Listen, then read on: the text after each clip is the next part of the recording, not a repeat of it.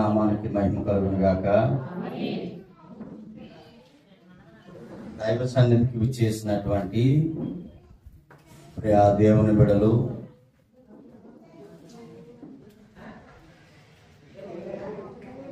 మహాదేవుణ్ణి హృదయంలో ప్రతిష్ఠించుకొని దేవుని మనసారా ఆరాధించాలి అనేటువంటి ఒక మంచి ఉద్దేశంతో మనకున్నటువంటి పనులు చక్కగా మనం త్వరగా చక్కబెట్టుకొని దైవ సన్నిధిలో దైవారాధనలో పాలుపంపులు పొందాలనేటువంటి మంచి ఆలోచన ఉద్దేశము కలిగినటువంటి బిడ్డలుగా మనం పరిశుద్ధ ఆలయానికి వచ్చి ఉన్నాము. మంచి పాటలు మనందరం కలిసి గలమత్తి ఆయనను స్తుతించి మహిమపరచగలిగాము. ఈ సమయంలో దేవుని ఉన్నతమైనటువంటి మాటలను మనం నేర్చుకోవడానికి సిద్ధపడదాము. వాక్యము గొప్ప కార్యాలను మనతో చేయించదు గనక అటు మాటలను మనం నేర్చుకోవడానికి హృదయమాను తెరిచి దేవుని మాటలను సంతోషంగా స్వీకరించడానికి మనం అందరం సిద్ధపాటు కలిగి ఉంటాం. ప్రతి ఆదివారము ఒక అంశాన్ని మనం నేర్చుకుంటూ ఆత్మీయంగా బలపరచబడుతూ ఉన్నాము. ఒక రాళ్ళ వారికి, వినలేనటువంటి వారికి కాదు ఒకసారి విన్నా రెండోసారి, మూడోసారి, 10సారి, 100 సార్లు వినే అవకాశాన్ని దేవుడు ఇప్పుడున్నటువంటి ఆధునిక టెక్నాలజీని మనం ఉపయోగించుకుంటూ ఈ దేవుని మాటలు మనం రికార్డింగ్ చేసి ముందు తరాల వారికి లేక మనకున్నటువంటి ఆధ్యాత్మికతను మరోసారి బలపరచుకోవడానికి సిద్ధపాటు చేస్తున్నటువంటి విధానం చాలా మంచిది. ఈ ప్రసంగాలు ప్రియులారా, సేవకుడిగా నేను బాగా మీకు ఎరిగినప్పటికీ రోజు చూసే ముఖమే రోజు మాట్లాడే వ్యక్తే అనేటువంటి ఆలోచనతో మనిషిని దృష్టిలో పెట్టుకుని ఒకవేళ వాక్యాన్ని కనుక నిర్లక్ష్యం చేస్తే వాక్యం యొక్క ఫలితాన్ని మనము ఎంత మాత్రము పొందలేము. కానీ వ్యక్తి కాదు, దేవుని మాటలు ప్రధానము అనేటువంటి విషయాన్ని గుర్తించి మన ఫోకస్ అంతా, మన దృష్టి అంతా వాక్యం మీదనే ఉంచేటట్లుగా మనం సిద్ధపాటు కలిగి ఉంటాం. ప్రియులారా, ఈరోజు మనం నేర్చుకోబోతున్నటువంటి అంశం దేవుని భద్రతలో భక్తిహీనులు అనే అంశాన్ని మనం నేర్చుకోవడానికి సిద్ధపడతాం.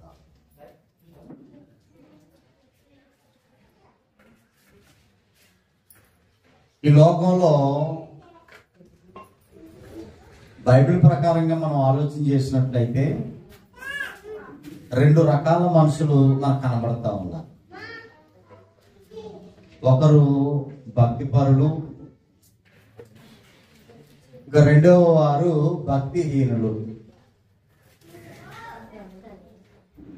అంటే దేవుడు ఈ ప్రపంచ మానవాళిని 2 వర్గాల్లో పెట్టి, అంటే 2 గ్రూపుల్లో పెట్టి చూస్తున్నాడు. అది ఈ భాష అర్థం కావడానికి చాలా సందర్భాల్లో ఆయా పదప్రయోగాలు చేశాడు. గొర్రెలు, మేకలు అని, అపవిత్రులు, పవిత్రులని, నీతిమంతులు,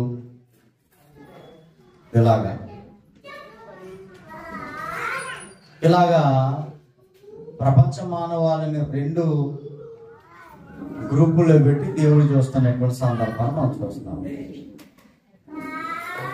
ఈ ప్రసంగాలు వింటున్నప్పుడు, ఈ మాటలు మనం ఆలోచిస్తున్నప్పుడు, ఇంతకీ నేను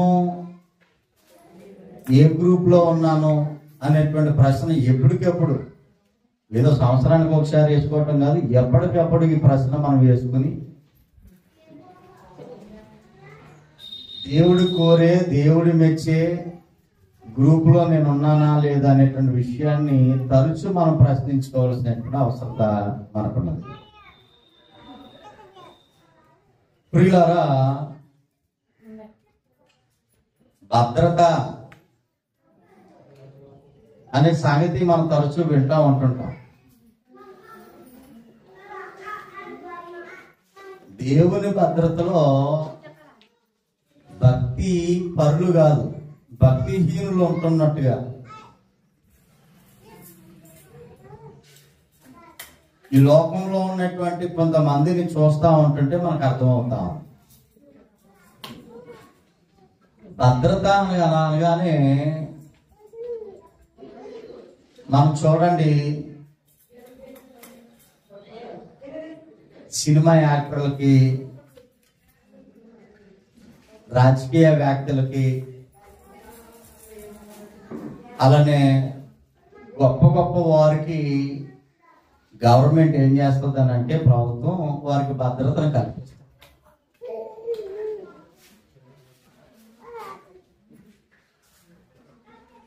ఎమ్మెల్యేలు కానీ, ఎంపీలు కానీ, మంత్రులు కానీ, సెలబ్రిటీలకు కానీ చాలా గొప్ప పాపులర్ ఉన్నటువంటి వారికి భద్రతను ప్రభుత్వం కల్పిస్తా ఉంది.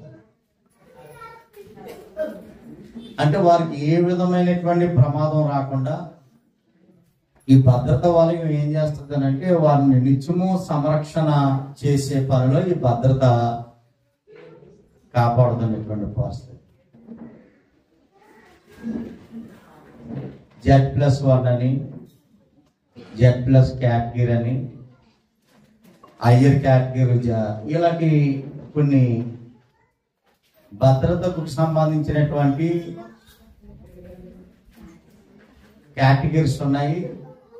వారి స్థాయిని బట్టి, వారి పదవును బట్టి ప్రభుత్వం ఈ భద్రతను కల్పిస్తున్నటువంటి సందర్భం మనం చూస్తాము. అయితే పరిశుద్ధ గ్రంథంలో భక్తిహీనులకు కూడా భద్రత ఉన్నట్లుగా మనకు కనబడతా ఉంది. ఇదే ఇప్పుడు తీవ్రంగా ఆలోచించవలసినటువంటి అవసరం. లోకంలో ఉంటున్నటువంటి అధికారులకో,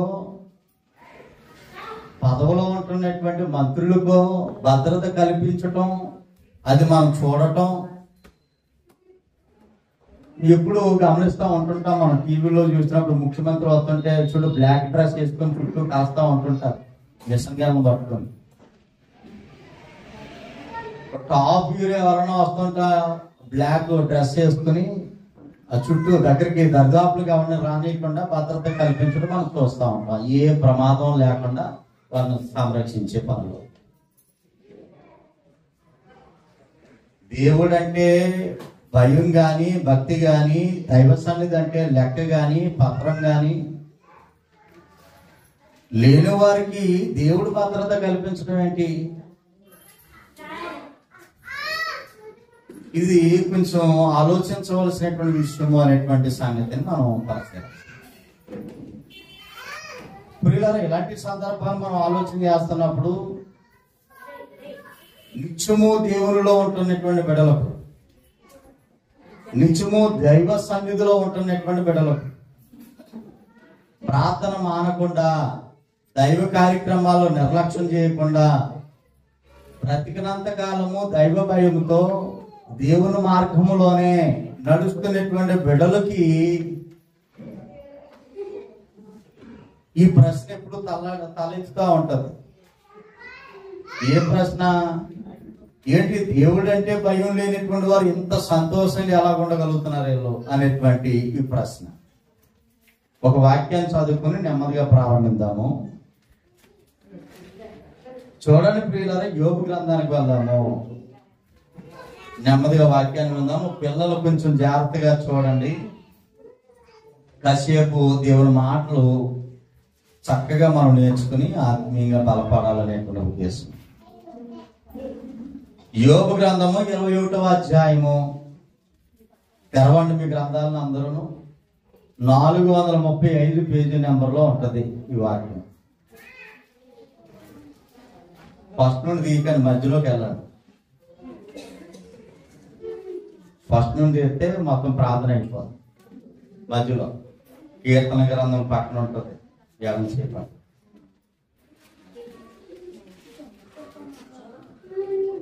బైబిల్లో చూడండి, ఫోన్లో కాకుండా బైబిల్లో చూస్తే చాలా, అంటే ఏ గ్రంథం ఎక్కడ ఉంటుందో కొంచెం అవగాహన ఉంటుంది. యోబు గ్రంథము 21వ అధ్యాయము మనము 7వ వచనం చదువుకుందాం ఒకసారి. 7. భక్తిహీనులు ఎలా బ్రతుకుదురు? చూడండి ఆ మాట చూడండి ఒకసారి.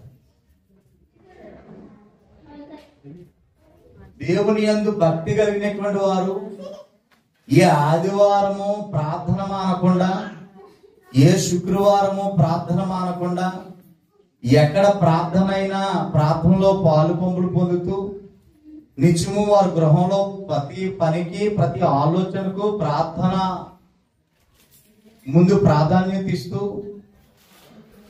దేవుని పని అంటే ఎంతో ఆసక్తి కలుగుతున్నటువంటి ప్రయాసపడుతున్నటువంటి బిడ్డలకు వచ్చే ప్రశ్న ఇది. ఏంటి ఆ ప్రశ్న అని అంటే, భక్తిహీనులు ఎలా బ్రతుకుచున్నారు? భక్తిహీనులు అంటే ఎవరండి? భక్తిహీనులు అంటే అర్థం ఏంటనంటే, చూడండి, హాస్పిటల్కి వెళ్తున్నారు అనుకోండి, అమ్మ మీకు రక్తహీనత ఉందని అంటే, మీకు రక్తహీనత ఉందని అంటే అర్థం ఏంటనంటే నీకు రక్తం లేదని. హీనత అంటే లేదని, రక్తహీనత అంటే నీకు రక్తం లేదు అని చెప్తున్నాడు. మరి భక్తిహీనత అంటే భక్తి లేనోళ్ళు అని అర్థం. అంతే, సింపుల్ గా చెప్పాలంటే. దేవుని నమ్మనోళ్ళు ఇంకే గొడవ లేదండి. రక్తహీనత అంటే అర్థమైంది అనుకోండి, భక్తిహీనత అంటే ఏంటో బాగా అర్థమైపోతుంది అన్నమాట. చెప్పాలి, రక్తహీనత అంటే అర్థం ఏంటి? రక్తం లేనోడు. అమ్మాయి ఇక ఈ భోజనం, ఈ పళ్ళు తినండి, ఈ అరటి తాగండి, ఈ మెడిసిన్ వాడండి, మీరు బలంగా తినండి, మీకు రక్తహీనత ఉంది అంటే మీలో రక్తం లేదు. భక్తిహీనత అంటే భక్తి లేనోడు అని అర్థం. ఇప్పుడు భక్తి లేనోడు జడ్జాగా బ్రతికేస్తున్నటువంటి లోకంలో ఇప్పుడు అదే సమస్య. ఈ ప్రశ్న భక్తి పరులకు వస్తున్నటువంటి ప్రశ్న. భక్తి లేనోడు, భక్తిహీనత అంటే భక్తి లేనోళ్ళు జడ్జాగా బ్రతుకుతున్నారట ఈ లోకంలో. ఎంత జడ్జాగా అంటే ఎంత ఆనందంగా అంటే కింద చెప్తున్నాడు, వారు తర్వాత లైన్ చూస్తున్నారా మీరు, వారు వృద్ధులై అని అంటే అభివృద్ధి. వారు అభివృద్ధి, ఎలాంటి అభివృద్ధి తెలుసా? బలాభివృద్ధి ఎలా నొందెదరు? భక్తి లేని వాళ్ళు బలాభివృద్ధి నొందుతున్నారట. ఇంకో గొప్ప చిత్రం ఏంటంటే 8వ వచనంలో, వారుండగానే, ఎక్కడ? వారుండగానే, మీరు మాటలో క్యాచ్ చేయాలి. వారుండగానే, ఎక్కడ ఉండగానే? అది బాగా కనెక్ట్ అయ్యారు. భూమి మీద బ్రతుకుంటుండగానే. భక్తి లేనోళ్ళు, దేవుడంటే భయం లేనోడు, గుడికి సంబంధం లేనోడు, వాక్యంతో సంబంధం లేనోడు, వారు ఉంటుండగానే వారితో కూడా వారి సంతానం, చూడండి, వారితో కూడా వారి సంతానము, వారు చూచుచుండగా వారి కుటుంబము స్థిరపరచబడుతూ ఉంది. ఇవన్నీ ప్రశ్నలు. అంటే ఇప్పుడు వారికి ఎవరితో భద్రత ఉంది, అందుకే వారు ఉంటుండగానే సంతానం అభివృద్ధి చెందుతుంది, వారి కుటుంబము అభివృద్ధి చెందుతా ఉంది.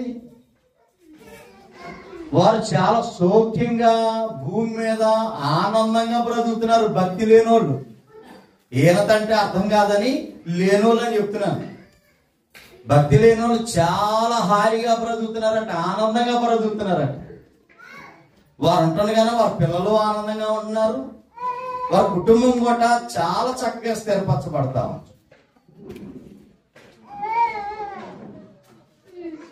ఇంకా మనం చదువుకుందామా 9వ వచనంలో, వారు కుటుంబముల భయమేమీ లేక చాలా క్షేమంగా ఉంటున్నారట.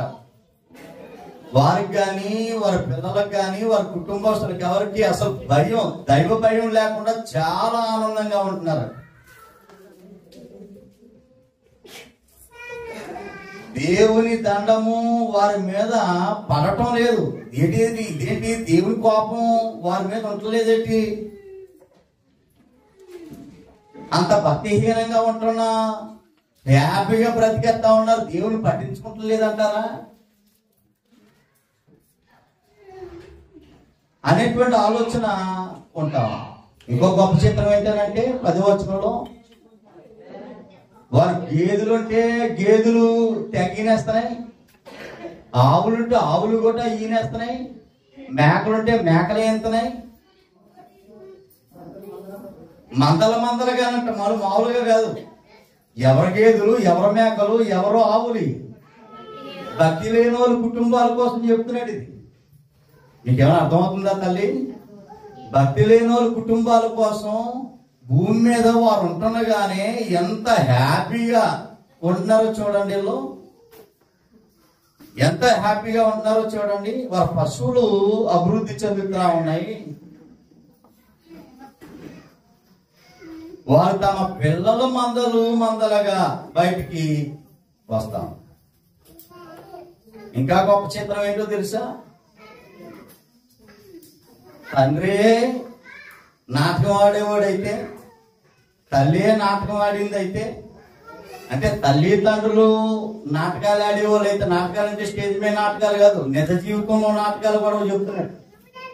వారి పిల్లలు కూడా వాళ్ళ మీద సీనియర్లు అని చెప్తున్నాడు. తల్లిదండ్రులు నాటకం ఆడేవాళ్ళు మాత్రమే కాదు, వారి పిల్లలు వాళ్ళ మీద సీనియర్ అయిపోయారు నాటకాల ఆటంలో. నాటకం అంటే నటించడంలో. అంటే తల్లిదండ్రులు ఎంత బాగా నటిస్తారనంటే, దేవుడు ఉన్నప్పుడు దేవుని పిల్లలుగా నటించటం, దయ్యం దగ్గరికి వెళ్ళినప్పుడు దయ్యం పిల్లలుగా నటించటం, ఇదంతా ఆ పిల్లలు చూస్తారో చూడండి. మన పిల్లలు చూస్తారు, ఓహో ఇలాగ నటించాలమ్మో, గుళ్ళోకి వెళ్ళినప్పుడు ఎలాగ ఉండాలమ్మో, లోకంలో ఉన్నప్పుడు ఎలాగ ఉండాలమ్మో, లేకపోతే అక్కడ అలా చేయాలమ్మో, ఇక్కడ ఎలా చేయాలమ్మో, మా పిల్లలు చూసి మన మీద ఇంకా బాగా సీనియర్లు అయిపోతారు. అదే చెప్తున్నాడు 11వ వచనం 2వ లైన్, వారి పిల్లలు నటనము చేయుదురు. వారి పిల్లలు నటనము చేయుదురు. వారి పిల్లలు అంటే ఎవరి పిల్లలు? భక్తి లేనోని పిల్లలు. భక్తిహీనులు అంటే భక్తి లేనోడే కదా. భక్తి లేనోని పిల్లలు నటనము చేయుదురు. ఎక్కడ నేర్చుకున్నారు ఈ పిల్లలు ఈ నటన? తల్లిదండ్రులే. ఎక్కడ కాలేజీకి వెళ్ళక్కర్లేదు, లేకపోతే ఎక్కడో స్కూల్స్ ప్రత్యేకమైనటువంటి విధానమే. గొప్ప చిత్రం ఏంటంటే, భక్తి హీనుల పరిస్థితి ఎలా ఉందనంటే, చాలా సరదాగా ఉందండి, చాలా ఆనందంగా ఉందండి. తంబూరా స్వరమండలము పట్టుకుని వాయిస్తున్నారు. డాన్సులు అన్నమాట అండి. పొద్దున ప్రార్థన రాత్రి డాన్స్, పొద్దున ప్రార్థన రాత్రి డాన్స్. ఇక్కడ అదే చెప్తున్నాడు. ఇక్కడైతే కొంచెం అక్కడ ఏదో ఉపయోగించారు, ఇన్స్ట్రుమెంట్స్ అన్ని జ్ఞాపకం చేశాడు. తంబూరా స్వరమండలం పట్టుకుని డాన్స్. అవి లేవు కాబట్టి డైరెక్ట్ పెద్ద పెద్ద బాక్స్ పెడుతున్నారు అంతే, మన వాళ్ళు అలసిపోకుండా ఉండడం కోసం. అర్థమవుతుందా ప్రియులారా? ఒక విషయాన్ని మనం జ్ఞాపకం చేసుకోవాల్సిన అవసరం ఉన్నది. మనం ఏనాడైతే ప్రభు రక్తంలో కడగబడ్డం అంటే అర్థం ఏంటంటే, బాప్తిస్మము తీసుకున్న రోజునే మనలను రక్షించినటువంటి క్రీస్తుతో ఒక ఒప్పందం ఏర్పడిపోయింది. మన బుధవారం అదే చెప్పుకున్నాం. మనం బుధవారం క్లాస్కి వచ్చిన వాళ్ళకి తెలుస్తుంది. ఆల్రెడీ ప్రభుతో మన కొరకు రక్తం అంతా దారబోసినటువంటి ప్రభుతో ఒక ఒప్పందం అయిపోయింది.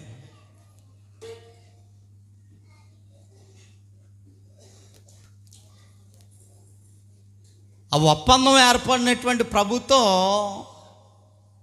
ఆ ఒప్పందాన్ని మేరకుండా నేను చనిపోయే వరకు నన్ను రక్షించినందుకు ప్రభా నువ్వు నన్ను రక్షించావు కదా, నన్ను రక్షించుకోవటం కోసం నువ్వు చచ్చిపోయావు నా కోసం. నేను ఎవరినన్నా వదిలేస్తాను కానీ, నన్ను కన్నా నా తండ్రిని కానీ తల్లిని కానీ అవసరమైతే భర్తను కానీ భార్యను కానీ పిల్లల్ని కానీ వదిలేస్తానమ్మో కానీ, మనుషులనైనా వదిలేస్తానమ్మో కానీ నిన్నైతే నేను విడవను. ఎందుకంటే నన్ను రక్షించావు. నన్ను రక్షించినందుకు నేను ఏం చేస్తానో తెలుసా? నేను చనిపోయే వరకు ప్రతి ఆదివారము బల్లారాధనలో నువ్వు చేసే త్యాగానికి మారుగా నిన్ను జ్ఞాపకం చేసుకుంటాననేటువంటి ఒక అద్భుతమైనటువంటి ఒప్పందం ప్రభుతో అయిపోయింది. సంఘము మధ్య ప్రభువు ఉంటుండగా ఆధ్యాత్మికంగా ఈ ఒప్పుకోలు జరిగిపోయింది. ఒప్పుకున్నటువంటి నీతో అంటున్నాడు, నిన్ను పిలిచిన వాణ్ణి విడిచిపెట్టొద్దు, ఒప్పుకున్న దానిని గట్టిగా చేపట్టు. నిన్ను పిలిచిన వాడు ఎవడు? యేసు ప్రభువారు. నువ్వేం ఒప్పుకున్నావో బాప్టిజం తీసుకునేటప్పుడు ఆ ఒప్పుకోలను విడిచిపెట్టొద్దు. అయితే ఈ రోజున భక్తిపరులుగా ఉందామనే ఆలోచనతోనే దేవునితో ప్రభుతో ఒక ఒప్పుకోలు తీసుకుని తొలి అడుగు దేవుని సన్నిధిలో మనం వేసి భక్తి జీవితాన్ని ఆరంభించినటువంటి అనేక మంది భక్తులు రాను రాను రాను రాను రాను ఏమైందనంటే లోక ప్రభావం, మనుషుల ప్రభావం, స్థితి ప్రభావం, డబ్బు ప్రభావం, స్నేహితుల ప్రభావం, అనేకమైనటువంటి ప్రభావాలు వారి మీద పడడం వల్ల పిలిచిన ప్రభువును పక్కకు దోసి, ఒప్పుకున్న ఒప్పుకోలను పక్కకు దోసి భక్తిపరులుగా ఉండాలనుకునేటువంటి భక్తిపరులు ఇప్పుడు ఈ రోజున ఎలా తయారైపోయారంటే భక్తిహీనులుగా తయారైపోయారు, భక్తి లేని వారుగా. ఈ భక్తిహీనులు ఈ లోకంలో చాలా జజ్జాగా బ్రతుకుతున్నారు, ఆనందంగా బ్రతుకుతున్నారు. వేసుకున్న సొక్క మరోసారి వేసుకుంటలేదు అంటే స్థితి బాగుందనే కదా. కట్టుకున్న చీర మరోసారి కట్టుకుంటలేదు అంటే స్థితి బాగుందనే కదా. మధ్యాహ్నం అనుకున్న కూర రాత్రికి తింటలేదు అంటే స్థితి బాగుందనే కదా. ప్రతి చిన్నదానికి ఇంట్లో ఒక అద్భుతమైనటువంటి ప్రతి చిన్నదానికి మ్యాక్సిమం ఒక 1000 రూపాయలు తక్కువ ఖర్చు పెట్టే కార్యాలు ఏవి లేవు. అంత అద్భుతంగా నేను బ్రతకగలుగుతూ ఉన్నాను, నా స్థితి బాగుంది, ఇల్లు కట్టుకోగలిగాను, ఇంట్లో సామాగ్రిని నేను సంపాదించుకోగలిగాను, పూటకో కొత్త ఐటెం నేను తినగలుగుతూ ఉన్నాను, అన్నీ బాగున్నాయి. ఇంక నాకు దేవుడితో పని ఏంటి? దేవుడు అవసరత లేదు. నేను అనుకుంటున్నాను, నేను కానీ అంటున్నాను అనుకున్నారనుకో మీరు పొరపాటు పడే అవకాశం ఉంది. ఈ మాటలు నాయిగా సుమి.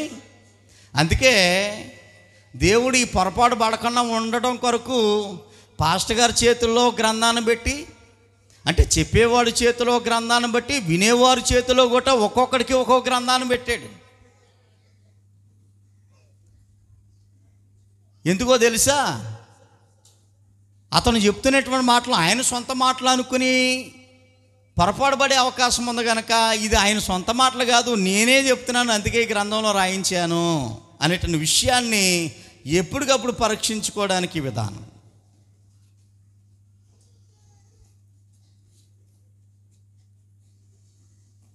చూడండి 12వ వచనం, తంబూర స్వర మండలములను పట్టుకుని వాయిస్తూ స్థానకనాదము విని సంతోషిస్తున్నారట. ఎవరిలో? భక్తిహీనులు, అంటే భక్తి నేలోళ్ళు, అంటే చాలా హ్యాపీగా. ఇప్పుడు నాదం వస్తుందని అంటే, అక్కడ మ్యూజిక్ వినబడుతుందని అంటే వాళ్ళు సంతోషంగా ఉన్నారని. గొప్ప చిత్రం ఏంటంటే ఈ మధ్య అప్పుడు అక్కడక్కడ కొన్ని చూస్తున్నప్పుడు ఆశ్చర్యం అనిపిస్తుంది. రక్షణ పొందినటువంటి బిడ్డలు ఫంక్షన్లో డ్యాన్స్లు వేస్తూ ఉన్నారు. మామూలు డ్యాన్స్ కాదు, మళ్ళీని రక్షణ పొంది ప్రతి ఆదివారం దైవ సన్నిధికి వెళ్తున్నటువంటి బిడ్డలు గ్రంథాన్ని చేత పట్టుకుని యేసుక్రీస్తు కాచినటువంటి రక్తము, యేసుక్రీస్తు నలగొట్టబడినటువంటి శరీరం మన ముందుకు వస్తున్నప్పుడు ఈ తప్పుడు భావజాలంతో కూడా ఉండి ఆ ప్రభు బలలో చేస్తూ ఉన్నారని అంటే ఎంత ఆశ్చర్యమో చూడండి.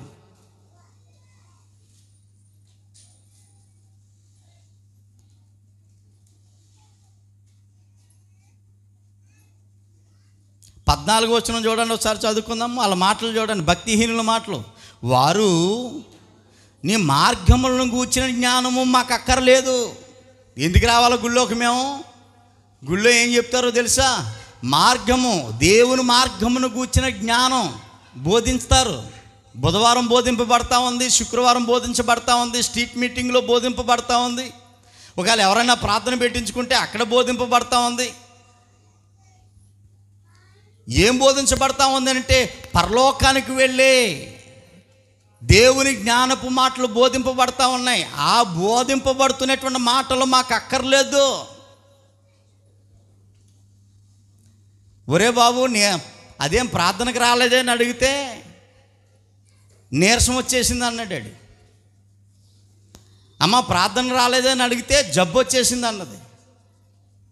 ఉచితే ఏమీ లేదు అంటే దేవుని పేరున లేను జబ్బును రప్పించుకుని ఎంత భయంకరంగా చలామణిలో ఉన్నారని అంటే అది నిజంగా బాధేస్తుంది.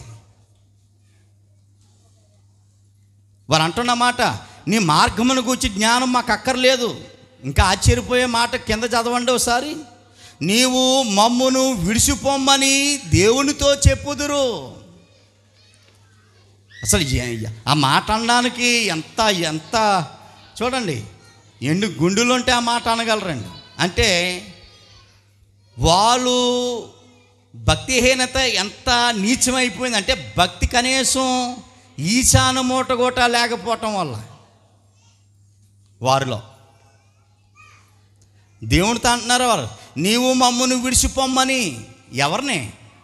అమ్మ మీకేమైనా అర్థమవుతుందా? ఇలా నాయపు చూడాలి. ఈ భక్తిహీనులు అంటున్నారు, ఓ దేవుడా నీవు మమ్మును విడిచిపో, నీతో మాకు పని లేదు. నువ్వు లేకపోయినా మేము ఆనందంగా బ్రతకగలుగుతున్నాం, నువ్వు లేకపోయినా మేము ఆనందంగా తినగలుగుతూ ఉన్నాం, నువ్వు లేకపోయినా చక్కగా చాలా చక్కగా హ్యాపీగా ఉండగలుగుతూ ఉన్నాం.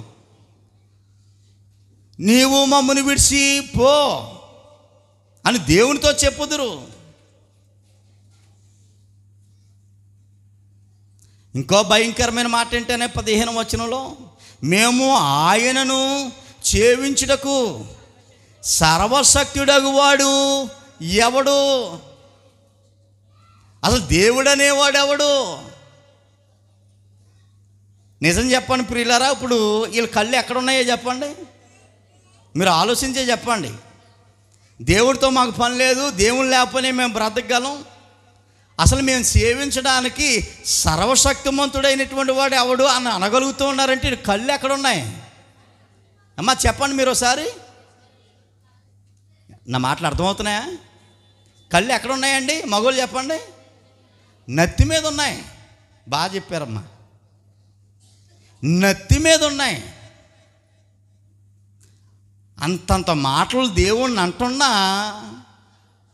హ్యాపీగా ఉండగలుగుతున్నారు. చూసేవాడికి, భక్తిగా ఉండేవాడికి అలాంటి వాళ్ళని చూస్తూ ఉంటుంటే ఏంటి దేవుడు వినబట్టలేదా? దేవునికి వీళ్ళ మాటలు ఏంటి? దేవుడు చూస్తలేదంటారా వీరిని?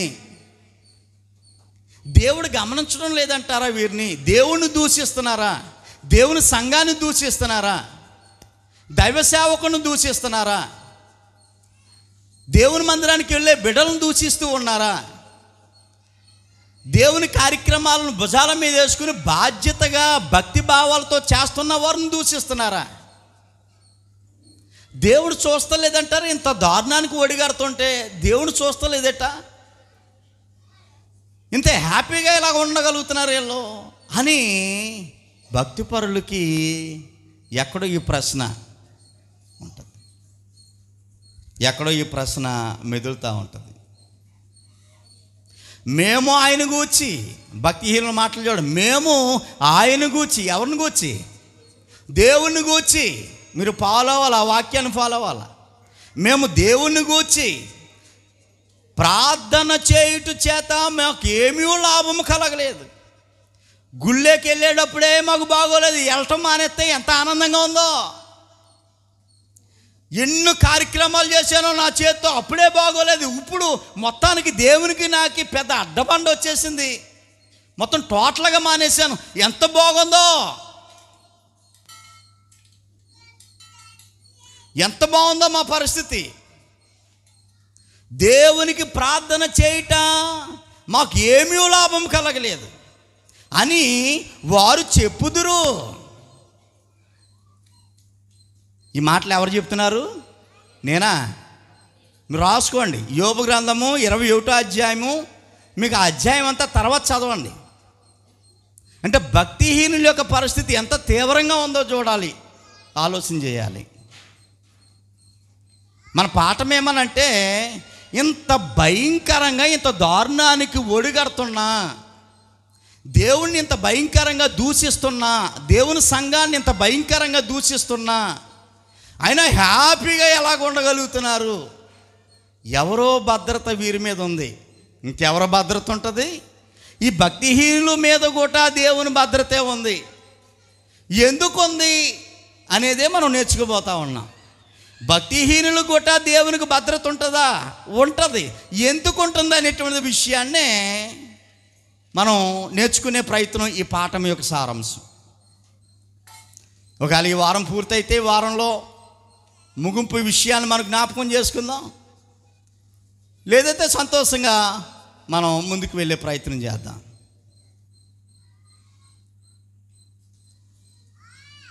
అర్థమవుతుందా ప్రియులారా? జాగ్రత్తగా ఈ మాటలు మనం ఆలోచన చేయాలి.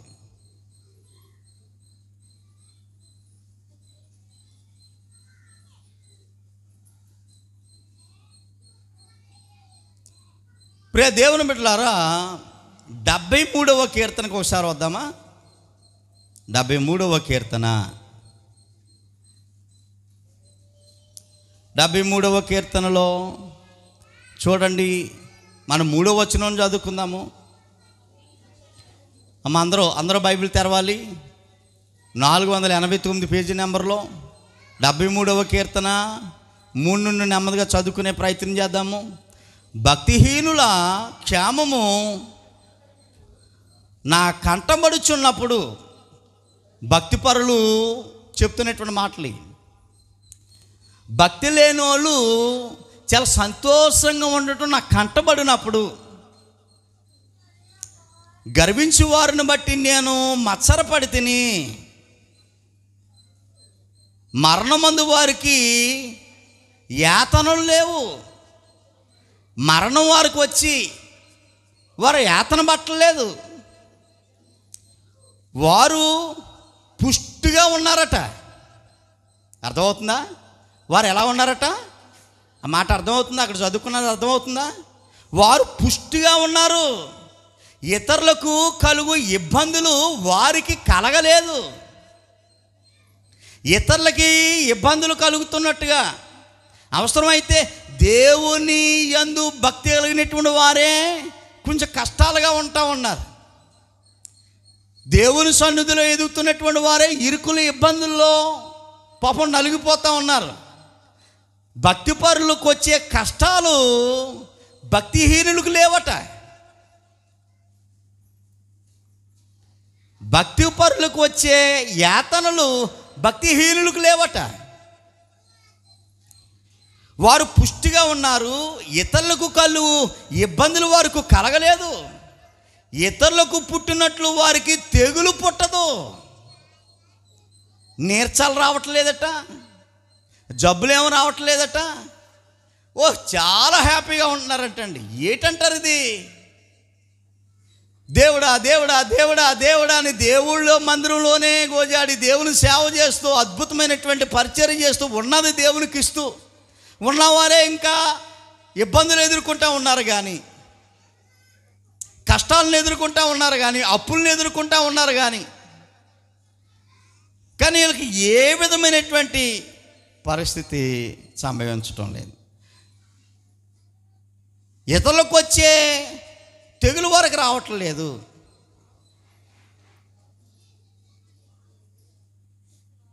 అర్థమవుతుందా ప్రియులారా? ఈ మాటలు చాలా జాగ్రత్తగా ఆలోచన చేయాలి. గొప్ప చిత్రం ఏంటో తెలుసా? నిజంగా మాటలు చదువుకుంటుంటే ఎంత అద్భుతంగా ఉన్నాయో.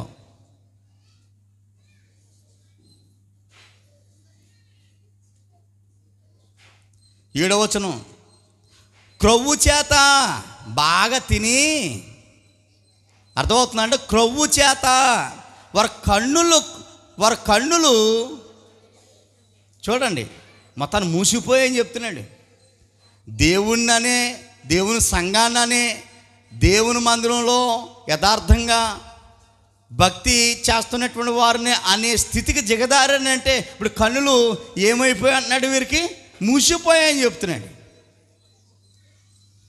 కింద లైన్, వారు హృదయాలోచనలు బయటికి కానవచ్చుచున్నవి. అప్పుడప్పుడు వాళ్ళ యెస్సపు మాటలు బయటపడిపోతూ ఉంటుంటాయి, వారి ప్రవక్తను బయటపడిపోతూ ఉంటుంటుంది. అక్కడ దేగుతూ వీళ్ళ సభ వీళ్ళ విధానం ఇదే పరిస్థితి అన్నట్టుగా కనబడతా ఉంది. ఇంకో గొప్ప చిత్రం ఏంటనంటే 8వ వచనంలో, ఎగతాళి చేయుచు.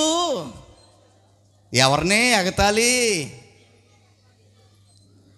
బయలుదేరిపోతుందమ్మా ప్రార్థన కట్ట, ఎండ కొండ లేదు ఇంకా. బయలుదేరిపోతున్నాడు రా, ఎక్కడికి? మీటింగ్ కట్ట, ప్రార్థన కట్ట.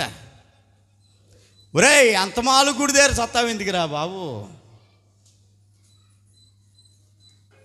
ఎగతాళి చేయొచ్చు,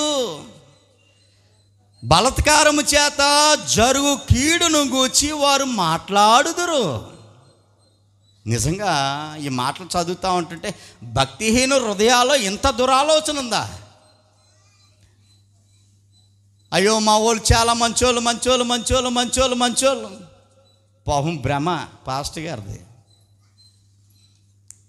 ఇది భ్రమ. కానీ హృదయాన్ని స్కాన్ చేస్తే అసలు విషయం బయటపడతా ఉంది. ఇది చాలా ప్రమాదకరమైన పరిస్థితి,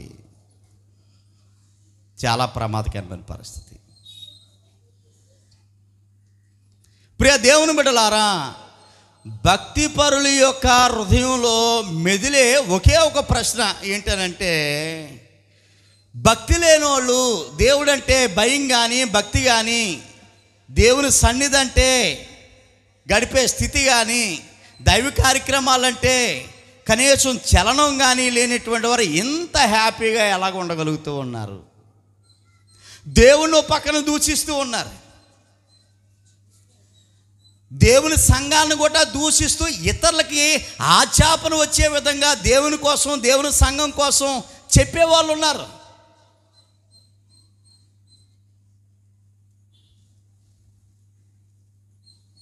ఆ మధ్య ఎవడో పాట రాశాడు, ఓరి దేవుడా, పాటలో ఓరి దేవుడా. ఆ తర్వాత మీరు పాడుకోండి, తర్వాత గుర్తులేదు నాకు. అంటే ఎవరిని అంటున్నాడు ఇప్పుడు ఒరే అని? దేవుణ్ణి. ఆ మాట జ్ఞాపకం చేయడానికి అది ఎత్తాను మీకు. ఓరి దేవుడా అంటే దేవుణ్ణి ఒరే అంటున్నాడు. ఎంత అవమానం ఇది! ఏమైనా అర్థమవుతుందా మీకు?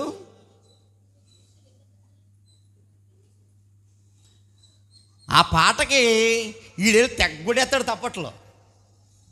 భలేగా ఉందిరా పాట అని.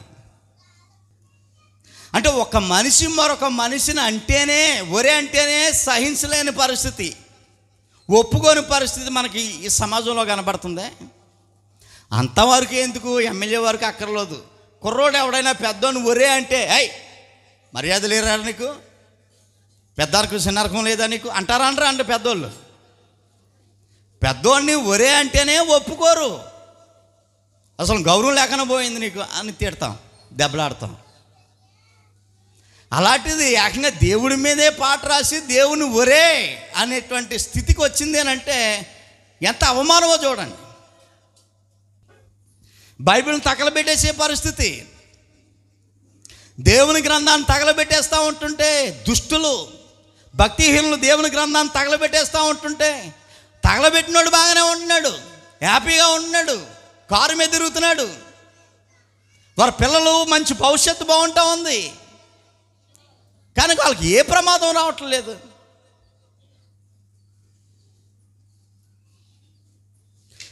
లోకంలో చాలామంది నాస్తికులు ఉన్నారు, దేవుణ్ణే నమ్మరు, వారు దేవుడు లేడని ప్రసారం చేస్తారు, వారు కూడా హ్యాపీగా చాలా జడ్జిగా బ్రతుకుతున్నారు. మామూలుగా కదండి, చాలా ఉన్నది. దేవుడు లేనోడు కూడా ఈ లోకంలో హ్యాపీగా బ్రతుకుతున్నాడు అనేటువంటి విషయం. చూడండి ప్రసంగి గ్రంథము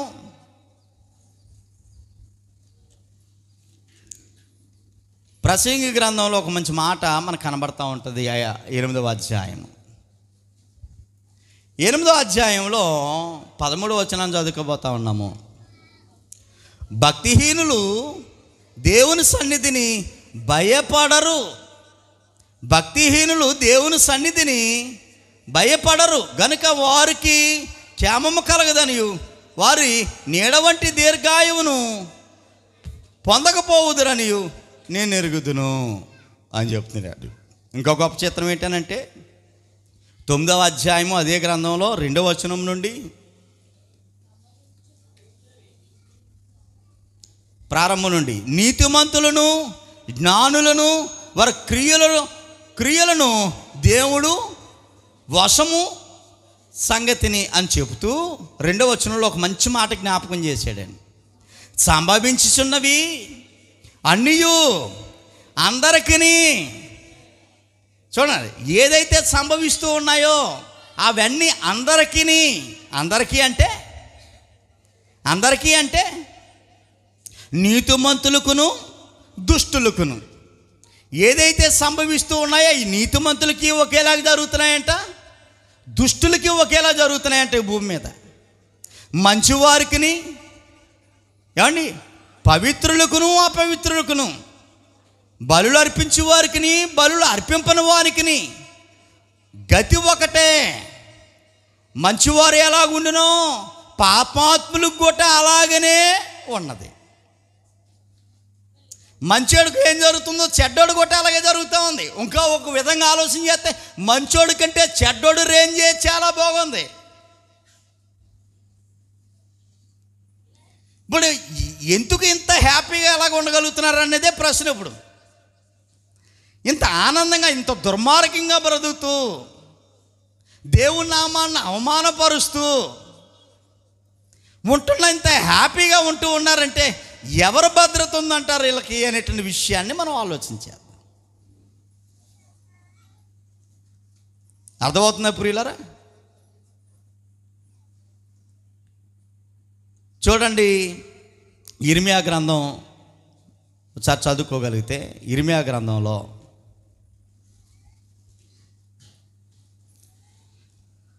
2వ అధ్యాయము, ఇర్మియా గ్రంథము 2వ అధ్యాయం 2వ అధ్యాయంలో 31వ వచనాన్ని మనం చదువుకుందాము. ఈ తరమవారులారా యెహోవా సెలవిచ్చిన మాట లక్ష్య పెట్టండి. నేను ఇశ్రాయేలుకు అరణ్యమును అయితేనా గాఢంధకార దేశము వస్తునైతేనా మేము స్వేచ్ఛముగా తిరుగులాడు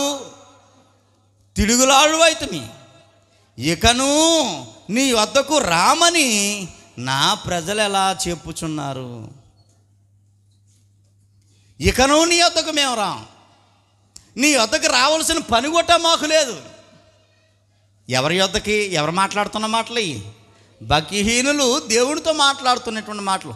ఇంకా నీ దగ్గరికి రావాల్సిన పని మాకు లేదు. నీ దగ్గరికి వచ్చినా ఒకటే, రాకపోయినా ఒకటే. వచ్చినా ఒకలాగే ఉంది, రాకపోయినా ఒకలాగే ఉంది. గుళ్ళోకి వచ్చినా ఒకలాగే ఉంది, రాకపోయినా ఒకలాగే ఉంది. ఒక విధంగా గుళ్ళోకి రాకపోతేనే ఇంకా హ్యాపీగా ఉంది మాకు. వచ్చినా ఒకటే, రాకపోయినా ఒకటే. చూడండి ఎలాగైపోయిందో పరిస్థితి. ప్రియులారా, ఒక విషయాన్ని జ్ఞాపకం చేసుకోండి. ఇంత దారుణంగా మాట్లాడుతున్నా, ఇంత దారుణంగా ప్రవర్తిస్తున్నా దేవుడు ఏం పట్టించుకుంటలేదంటారా? అసలు దేవునికి కోపం ఉందంటారా లేదంటారా? దేవుడు వారిని శిక్షించే శక్తి ఉందంటారా లేదంటారా? దేవునికి శక్తి లేకపోవటం ఏంటి? అలా అనుకుంటారు. నేను ఏం చేసినా దేవుడు ఏం మాట్లాడట్లేదు కాబట్టి ప్రొసీడ్. దేవునితో, వాక్యంతో, మందిరంతో మాకు పని లేదు. ఆ మధ్య ఎవడో ఒకడు అంటున్నాడు, ఒరేయ్ మీరు ఇప్పుడు చేస్తున్నారు కానీ ఒకప్పుడు నేను ఎంత పని చేశాను రా బాబు. ఒకప్పుడు ఎప్పుడో బాగా పని చేశాడట, మరి ఇప్పుడు చేయట్లేదట. అంటే ఏం చెప్తున్నాడు ఇప్పుడు? ఇండైరెక్ట్గా ఏం చెప్తున్నాడంటే, ఈ ఫ్యాన్ కొన్నప్పుడు చాలా బాగా తిరిగిందండి. ఉదాహరణ చెప్తున్నాను. ఈ ఫ్యాన్ కొన్నప్పుడు కొత్తప్పుడు చాలా బాగా తిరిగింది. ఇప్పుడు చుచ్చేసినా సరిగా తిరుగుతలేదంటే ఇప్పుడు ఏమైందని అర్థమవుతుంది. ఏమైందని? పోయిందనే కదా. పోయిందంటే చెడిపోయిందని. ఒకప్పుడు బాగా పని చేసింది, ఇప్పుడు పని చేయట్లేదంటే ఏమర్థమవుతుంది? ఇప్పుడు చెడిపోయిందని. ఒకప్పుడు దేవుని కోసం, దేవుని మందిరం కోసం, దేవుని సంఘం బాగా పనిచేసాం, ఇప్పుడు పని చేయట్లేదంటే ఏమైందని, నేను ఏమైపోయానని చెప్తుంది. ఇప్పుడు ఆ వ్యక్తి ఏమయ్యా, నేను చెడిపోయాను, గుర్తుపెట్టుకో, నేను చెడిపోయాను అని చెప్తుంది అనమాట పబ్లిక్లో. ఫ్యాన్ కొత్తప్పుడు బాగా తిరిగింది, ఇప్పుడు తిరుగుతలేదంటే చెడిపోయింది. అది శక్తి క్షీణించింది. సిగ్గుపడాలా ఆ మాట అన్నందుకు? ఆ ఫ్యాన్ ఆ మాట అన్నందుకు సిగ్గుపడాలి. ఫ్యాను 3 రెక్కలు వేసుకుని ఎగేసుకుని తిరిగేయటం కాదు, పొలవమని చుచ్చేయగా. నేను సిగ్గుపడాలా. ఒకప్పుడు తిరగటం ఏంటి, ఇప్పుడు తిరగపోవటం అంటే చెడిపోయిన దశలో నేను ఉన్నానా? మళ్ళీ నేను బాగుపడాలనేటువంటి ఆలోచన. బైబిల్ గ్రంథంలో ఉన్న భక్తులు ఫస్ట్లో తిరిగి తరగా ఆగిపోలేదు. మరణం వారి యొద్దకు వచ్చేంత వరకు. జ్ఞాపకం పెట్టుకోండి, మర్చిపోతారు మీరు. అవసరమైతే రాసేసుకోండి. మరణము వారి యొద్దకు వచ్చేంత వరకు దేవుని విడిచిపెట్టలేదు భక్తులు. గొప్ప చిత్రం ఏంటో తెలుసా? ఆశ్చర్యపోయే సంగతి మనకు చాలాసార్లు చదువుకున్నాం. అగ్నిగుండంలో వేసేసిన, సింహాల గృహలో వేసేసిన ఆ భక్తులు ఏం చేశారో తెలుసా? ఏమండి, ఒక ఇనప డబ్బాలో, పురాతన కాలం 1వ శతాబ్దంలో ఉండేటువంటి క్రైస్తవులు ఇనప డబ్బాలో, నూనె డబ్బా ఉంటుంది చూసారు, పెద్ద డబ్బా, పేప అంటాం మనం. అలాంటి ఇనప డబ్బాలో వేసేసి భక్తుల్ని మూత వేసి కింద నుండి మంట ఎట్టేవారు. కింద నుండి మంట ఎడితే ఇనప డబ్బా ఎంత స్పీడ్గా, ఐరన్ ఎంత స్పీడ్గా వేడెక్కుతుందో చూడండి. ఉర్రి చూడండి. అంత భయంకరమైనటువంటి శ్రమలు పడుతున్నా రాజీ పడలేదండి వాళ్ళు. చనిపోవడానికన్నా సిద్ధపడ్డారు కానీ దేవుని విడిచిపెట్టడానికి సిద్ధపడలేదు. దైవ సన్నిధిని విడిచిపెట్టడానికి సిద్ధపడలేదు. దేవుణ్ణి అవమానపరచడానికి కానీ సిగ్గుపరచడానికి కానీ ఏమాత్రము సిద్ధపడలేదు. సావు అయితే మాకు మేలు అనే కోరుకున్నారు వారు.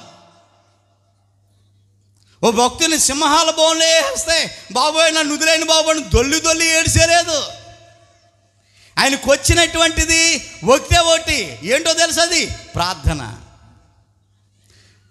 ఆ బోన్లో మోకరించి, దేవా నేను నిజంగా నీ కుమారుణ్ణైతే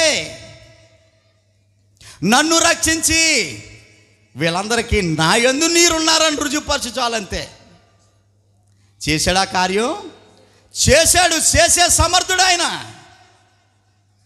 అంత గొప్పోడు మన దేవుడు. చిన్న విషయానికి లోబడిపోయి దేవుని విడిచి లోకంలోకి వెళ్ళిపోవటం ఇది నిజంగా బాధాకరమైన విషయం. లోకంలోకి వెళ్ళిపోయిన తర్వాత బాగును చూసి నా పరిస్థితి చాలా బాగుంది, ఇదే శాశ్వతం అని అనుకునేటువంటి వారు ఇంకా పరిస్థితి ఇలా ఉంది. దేవుని కోపం రాదు అని అనుకుంటే పొరపాటే. చూడండి, సరే ఒక వాక్యాన్ని చదువుకుందాము. సంఖ్యాకాండము మనం చదువుకోబోతా ఉన్నాం ప్రియులారా. 16వ అధ్యాయానికి వెళ్దామా? మరి 16వ అధ్యాయము 44వ వచనంలో, 16:44లో యెహోవా మీరు ఈ సమాజము మధ్య నుండి తొలగిపోండి. దేవుడు మాట్లాడుతున్నాడు ఇశ్రాయేలు ప్రజలతో. ఈ సమాజం చెడిపోయింది, ఈ సమాజం మధ్యలో నుండి మీరు వేరే అయిపోండి అని చెప్తూ ఇంకో మాట అన్నాడు ఆయన 45లో, క్షణములో నేను వారిని నశింపజేసేదను. క్షణం అంటే గుర్తుందా మీకు? క్షణంలో వారిని నశింపజేస్తాను అని అంటున్నాడు దేవుడు. అంటే దేవుడి యొక్క కోపానికి ఒక వ్యక్తి తట్టుకోవటం, అసలు ఈ ప్రకృతి తట్టుకోవటం అసంభవం. ఆయనకున్న శక్తి మాటలలో వర్ణించలేనిది. దేవునికి ఉన్నటువంటి శక్తి లోకంలో ఉన్నటువంటి భయంకరమైనటువంటి యంత్రాలు ఉన్నాయి. అసలు దేవునికి ఉన్నటువంటి శక్తి అలా మాటల్లో వర్ణించగలమా? క్షణం అన్నాడు చూడండి. మీరు అర్జెంటుగా ఈ భక్తిహీనుని విడిచిపెట్టేసి మీరు దూరం అయిపోండి. క్షణంలో వీళ్ళందరినీ ఏం చేస్తారు? క్షణం అంటే సెకండ్కి 60 క్షణాలండి. ఒక సెకండ్కి 60 క్షణాలు.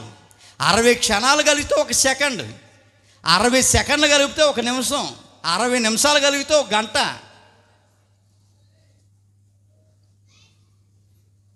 అర్థమవుతుందా మీకు? రెప్పేసి రెప్ప తెరిచి లోపు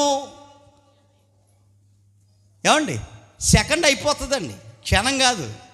రెప్ప మనం తెలియకుండా అలా రెప్పేసి రెప్ప తెరిచేస్తూ ఉంటుంటాం. కావాలని ఇలా రెప్పేసి ఇలా తెరిచి అలా కాదు. మనం ఇలా చూస్తున్నప్పుడు ఆటోమేటిక్గా రెప్పేసిపోతూ ఉంటుంటుంది. అది ఆ రెప్పబడి లేచేలోపు ఒక సెకండ్ అయిపోద్ది. అంత స్పీడ్గా సెకండ్ అవుతుంటే ఆ సెకండ్ అవడానికి 60 క్షణాలు అవుతే ఒక సెకండ్ అవుతుంది. అంటే ఒక క్షణాన్ని కూడా లెక్కించడానికి నీ మైండ్ పనిచేయదనమాట, నీ మెదడు పనిచేయదనమాట అండి. మనకి సెల్ ఫోన్లో కూడా టైము క్యాలెండర్ ఉంటుంది, అది ఆన్ చేసి ఇంకో రైజం తిరిగేస్తుంటుంది అనమాట నెంబరు. దేవుని శక్తి ఎంత అంటే ఒక్క క్షణములోనే వీళ్ళందరినీ భస్మం చేసేస్తానని అంటున్నాడు. అంటే ఆయనకి అంత శక్తి ఉంది. అంత శక్తిమంతుడైనటువంటి దేవుడు కూడా ఇంత దారుణంగా ఉంటుంటే మౌనంగా ఉన్నాడు ఏంటి ఆయన? పైపచ్చు చాలా ఆనందంగా ఉన్నారు వీళ్ళు భక్తిహీనులు. దేవుడంటే భయం లేకుండా వారి పని వారు చేసుకుంటూ, వారి సరదాలు వారు చూసుకుంటూ, వారి ఫంక్షన్లు వారు చేసుకుంటూ ఎంత హ్యాపీగా ఉంటున్నారో అర్థమవుతుందా? ఆయన దేవుడు మౌనంగా ఉన్నాడేంటి? ఆయనకి శక్తి లేదా? బలం లేక వాళ్ళు ఏమి చేయలేకపోతున్నాడనే డౌట్లు మనకు వస్తూ ఉంటుంటాయి. శక్తి లేక కాదు, ఆయనకి ఏదో కారణం ఉందన్నమాట. దేవుడు అంత దారుణంగా భక్తిహీనం అంత దారుణంగా ఉంటున్నా మౌనంగా ఉన్నాడంటే దేవునికి ఏదో ఉద్దేశం ఉంది. ఆ ఉద్దేశం కొరకనే పాపం అలాగే ఎదురు చూస్తున్నాడు ఆయన. చూడండి, అందరూ బైబిల్ తెరవండి. పేతురు గారు రాసిన 2వ పత్రిక 3వ అధ్యాయము. పేతురు గారు రాసిన 2వ పత్రిక 3వ అధ్యాయము చూడండి ప్రియులారా, 9వ వచనం. కొందరు ఆలస్యమని ఎంచుకున్నట్లు ప్రభు వస్తాడు. వచ్చినప్పుడు నీతిమంతులను అనీతిమంతులను వేరు చేస్తాడు. గొల్లవాడు గొర్రెలను మేకలను వేరు చేసినట్లుగా ప్రభు వచ్చి నీతిమంతులను అనీతిమంతులను వేరు చేసి నీతిమంతులకి స్వర్గాన్ని ప్రసాదిస్తాడు, అనీతిమంతులను నరకానికి ప్రవేశపెడతాడని విషయం ఎప్పటి నుండి మేము భూమి పుట్టినప్పటి నుండి వింటున్నాం. వస్తాడని ఎదురు చూస్తారు. కానీ ఇప్పుడు వచ్చి 2025 సంవత్సరాలు అయిపోతా ఉంది, కానీ రానే లేదు ప్రభు. పాస్టర్ గారు అలాగే చెప్తారు, ప్రభు వస్తాడు అంటారు. రారా, మీరు హ్యాపీగా బ్రతకరా, దేవుడు లేదు, బడి లేదు, గుడి లేదు. ఏదో పాస్టర్ గారు అలా చెప్తారంతే. ఎలా పోయినా పర్లేదు. అది కూడా వెళ్తున్నాడా? ఎలా పోయినా ఎంత హ్యాపీగా ఉన్నాడు చూడండి. అయ్యో ఆవిడ వెళ్తుందా? ఎలా పోయినా ఎంత సంతోషంగా ఉందో చూడండి. మానకుండా దేవుడా ఏం సాధించావు నువ్వు? ఓ 3 అంతస్తులు ఇల్లు కట్టగలిగావా? కట్టలేకపోయావు. ఓ కారు కొనుక్కోలేకపోయావు. అది మంచో చెడో చేసి ఎంత హ్యాపీగా ఉన్నాడు చూడని చెప్పేసి చెడ్డోని చూపిస్తుంటారు. ఆయన వస్తాడని అంటే రాడరా. ఎప్పటి నుండి చెప్తున్నారు దేవుడు వస్తాడని? రాడు. ఇదంతా పాస్టర్ గారు అలా కలిపి చెప్తారు, కానీ ఇదంతా అబద్ధం అని చెప్పేవాళ్ళు ఉన్నారు. అదే విషయం చెప్తున్నాడు.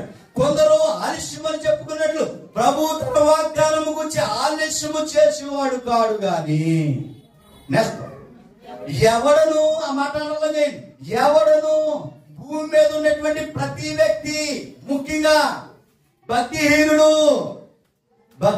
అనగా భక్తి లేని వాళ్ళు, ముఖ్యంగా భక్తి లేని వాళ్ళు, దేవుడు అంటే భయం లేని వాళ్ళు, దేవుని మందిరాన్ని నిర్లక్ష్యం చేసేవారు, దైవ కార్యక్రమాలు నిర్లక్ష్యం చేసేవారు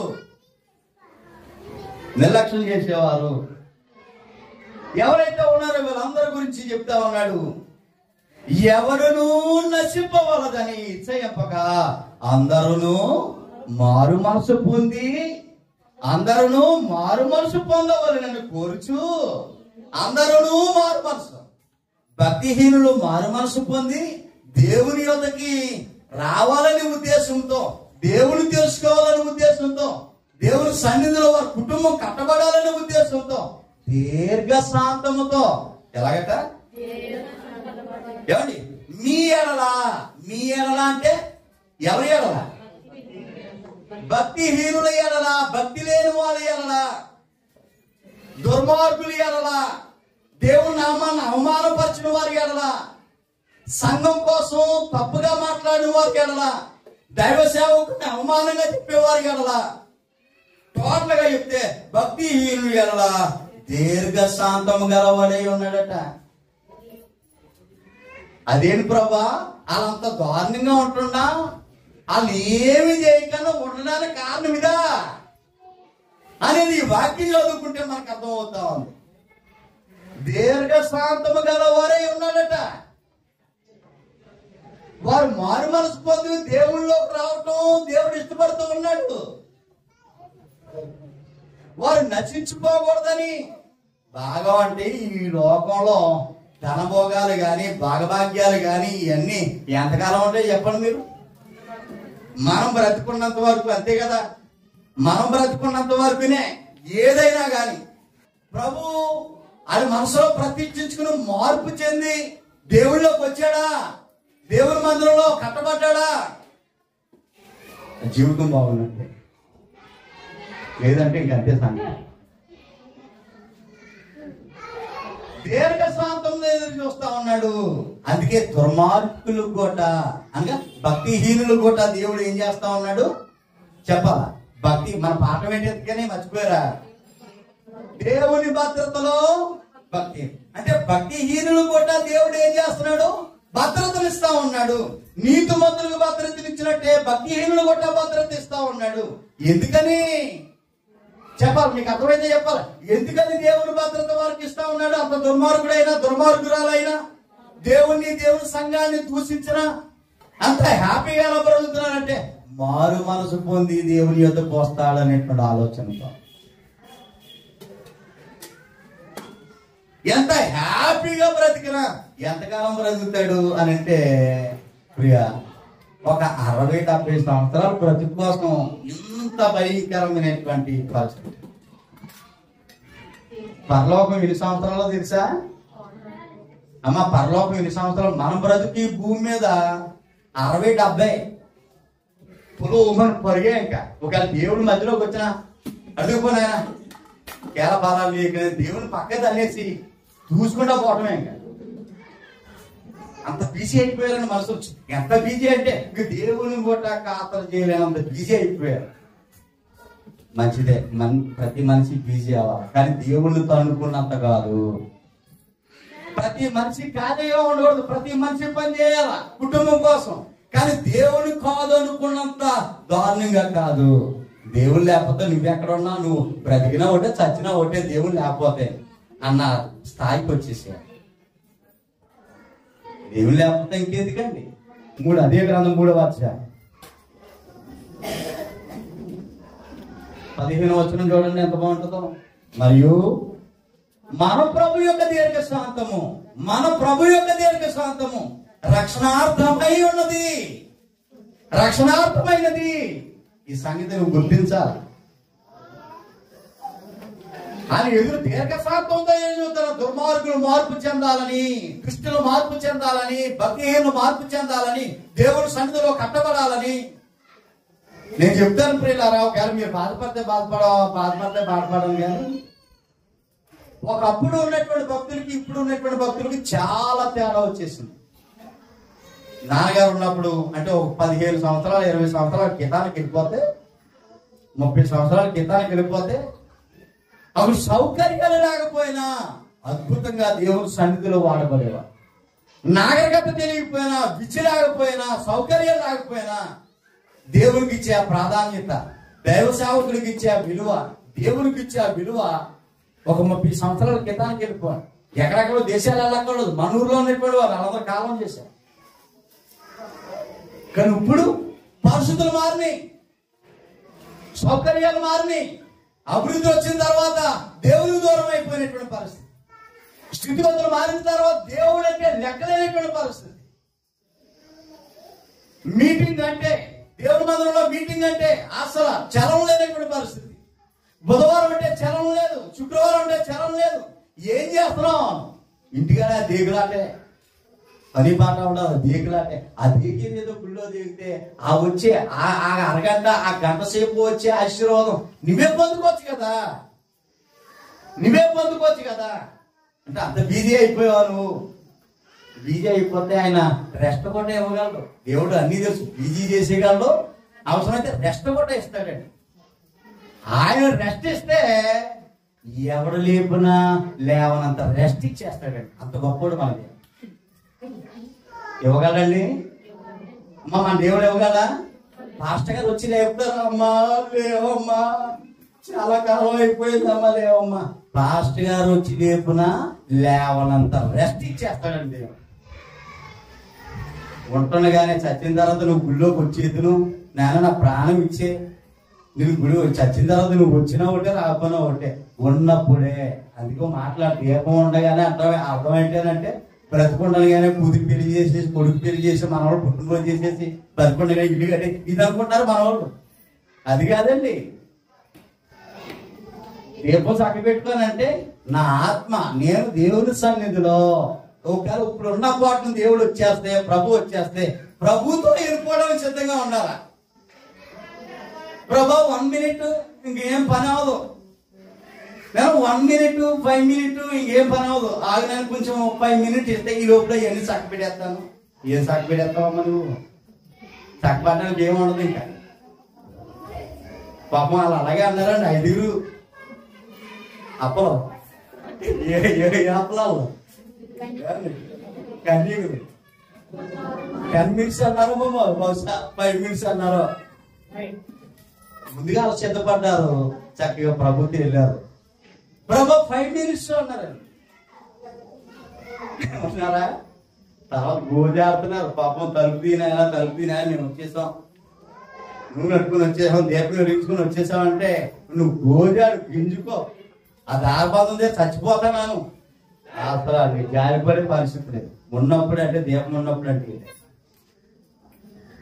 దేవుని బిడ్డ, దేవుని భద్రతతో భక్తిహీనుడు ఇంత హ్యాపీగా బ్రతకడానికి గల కారణం ఏమనంటే వారు మారు మనసు పొంది దేవుని సన్నిధిలో కట్టబడాలనే ఉద్దేశంతో, దేవుడు చనిపోయే తయారికైనా దేవుని తెలుసుకుని దేవుని యొక్క సన్నిధిలో వారి కుటుంబాలు కట్టబడాలనేటువంటి ఉద్దేశంతో ప్రభుకి ఎదురు చూస్తా ఉన్నాడు దీర్ఘశాంతం. అందుకే వారు ఆటలు సాగుతున్నాయి. తొక్కేవాళ్ళంటే తొక్కేయగలరా, తొక్కకుండా ఆయన అలాగే ఉంచుతున్నాడు అంటే కారణం ఏంటో, వాళ్ళు ఈ రోజు కాకపోతే రేపు మారుతారు అని ఎదురు చూస్తున్నాడు ఆయన. మనం వాళ్ళని చూసి కోపం వచ్చేస్తా ఉంటుంది మనుషులుగా. గుళ్ళోకి రాకుండా ఏం చేస్తున్నామా అంటుంటామా, దేవుడు అంటే భక్తి లేదేటమ్మా, అసలు ఇంటికి లేదేటమ్మా అని అంటుంటాం మనం. అంటే వాళ్ళు చూస్తుంటే కోపం వస్తుంది. కానీ దేవుడు మార్పు చెందాలా. ఈ రోజు కాబట్టి రేపు, ఈ వారం కాబట్టి వచ్చే వారం, ఈ నెల పోతే వచ్చే నెల రక్షణార్థమైనటువంటిది ఆయన దీర్ఘశాంతము. అందుకే ఆయన భద్రతలో వారు కూడా ఉన్నారు. ఒకవేళ ఎవరైనా మనం కానీ, మన బంధువుల్లో కానీ, మన కుటుంబంలో కానీ దేవుని కానీ, దేవుని సంఘాన్ని కానీ, వాక్యాన్ని కానీ నిర్లక్ష్యం చేస్తే ఈ ప్రసంగం ద్వారా మనము మేలుకొని దేవుని సన్నిధిలో మనము మన కుటుంబాలు కట్టబడడానికి సిద్ధపడతాం. ఎక్కడ ప్రార్థన అయినా 1 గంట గడపడానికి సమయాన్ని కేటాయించుకున్నాం. ఇల్లు ఎవడో పట్టిపోవడం, అక్కడ ఏమీ ఎవడో పట్టిపోవడం, ఆ గంట దేవుని సన్నిధిలో గడిపితే అదే లెక్కింపు పడుతుంది. 24 గంటల్లో 1 గంట దేవుని సన్నిధి గడిపితే దేవుని దగ్గర ఆ గంటే లెక్కింపు పడుతుంది తప్ప భూమి మీద ఎన్ని సంవత్సరాలు బతికేమో లేకపోతే దేవుళ్ళని ఎన్ని సంవత్సరాలు బతుకో అనేది లెక్కింపు పడుతుంది. ఆ లెక్కను మనం దేవుడి దగ్గర సమకూర్చుకుందాం. మంచి మాటలు వినేటువంటి మీకు ప్రభునామంలో వందనాలు తెలియజేస్తాము.